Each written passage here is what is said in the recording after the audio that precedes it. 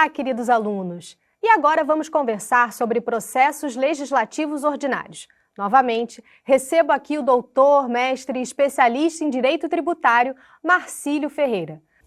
Professor Marcílio, muito obrigada por seguir aqui com a gente.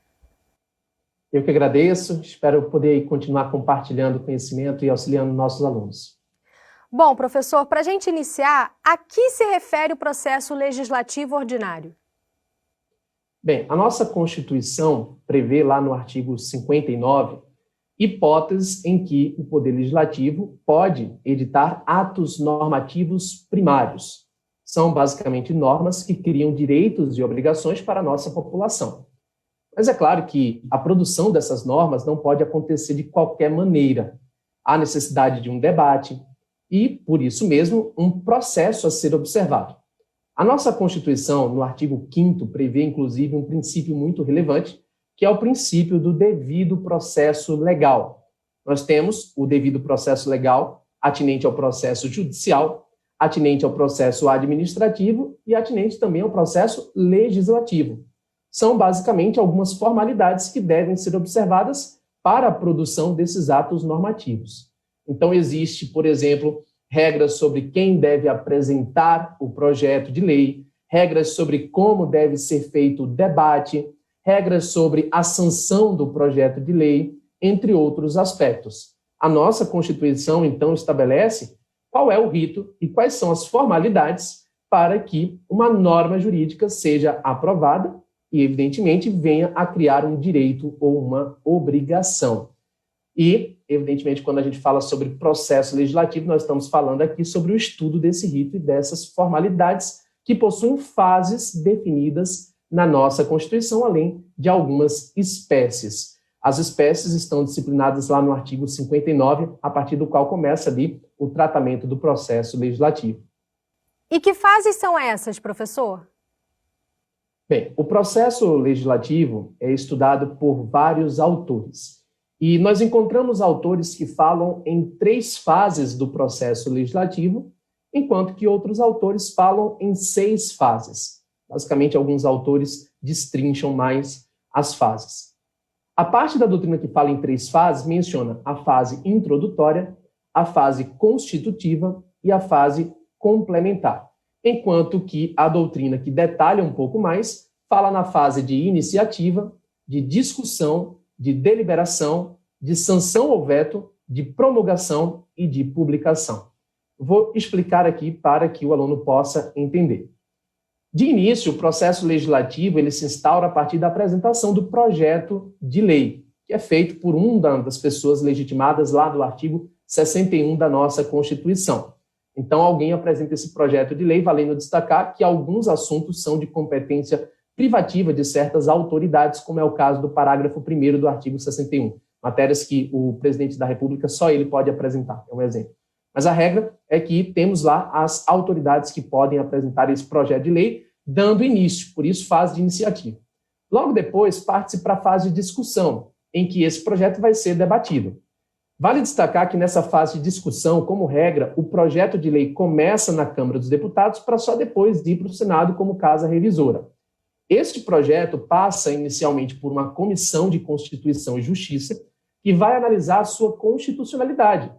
É o que a gente chama de controle preventivo de constitucionalidade. Vai se analisar se aquele projeto é constitucional ou não, antes mesmo dele ser submetido à votação em plenário.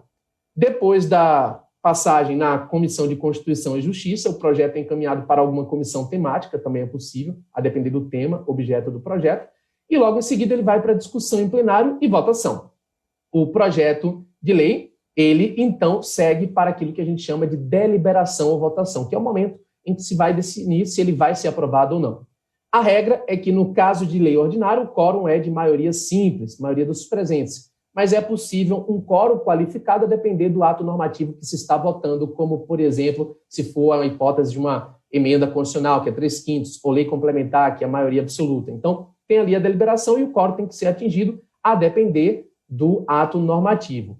Valendo destacar que se o ato normativo for rejeitado, ele só poderá ser representado na mesma sessão legislativa caso o projeto seja subscrito por maioria absoluta dos membros da Casa. Depois de aprovado o projeto, nessa fase de deliberação ou votação, o projeto segue, então, como regra ao presidente da República, que poderá sancioná-lo ou vetá-lo. A sanção corresponde à aprovação, né, e, então, segue-se para as demais fases. O veto também pode acontecer, o presidente pode vetar, podendo fazer um veto jurídico ou mesmo um veto político. Tá? Se for sancionada a lei, então, ela será promulgada, entrando no ordenamento jurídico e será publicada para conhecimento geral, já que ninguém pode alegar desconhecimento de lei. Então, basicamente, nós temos todo esse procedimento definido na Constituição e também no regimento interno do Congresso Nacional. E falando sobre as emendas no projeto de lei, quais são as espécies estabelecidas? Bem, esse assunto ele não está muito claro na nossa Constituição. Se você pegar a Constituição para ler, você vai perceber que não tem um dispositivo dizendo quais são as emendas. Então, você precisa estudar isso onde? No regimento interno das casas legislativas. A título de exemplo, o regimento interno da Câmara dos Deputados fala em emenda supressiva, emenda aglutinativa, emenda substitutiva, emenda modificativa e emenda aditiva.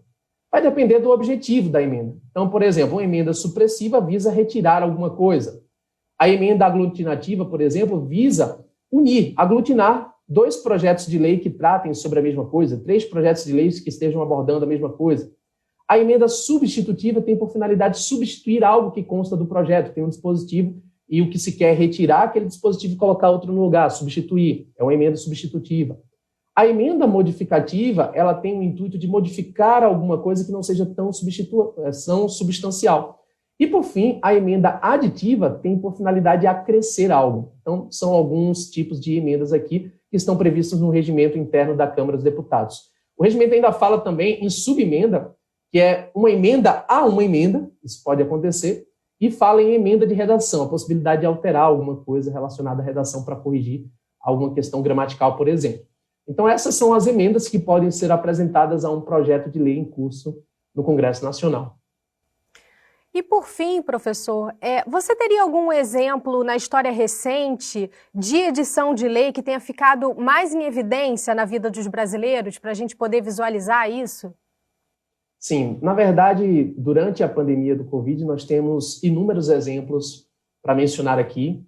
Por exemplo, nós tivemos situações relacionadas à dispensa de licitação, nós tivemos situações relacionadas à matéria trabalhista.